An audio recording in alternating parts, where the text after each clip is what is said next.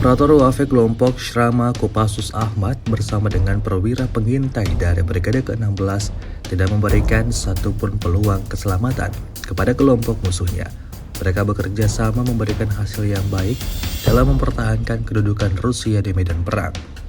Rekamannya ramai beredar di media sosial Telegram pada Sabtu 14 September 2024. Para pembela Rusia secara konsisten terus menjalankan misinya di medan perang. Menyerang dan melumpuhkan pertahanan militer Ukraina adalah tujuan utama pejuang kubu Rusia, seperti yang terlihat dalam rekaman. Rentetan serangan mematikan menerjang benteng yang diduduki orang-orang Ukraina. Hingga video ini beredar, beragam komentar dituliskan warganet.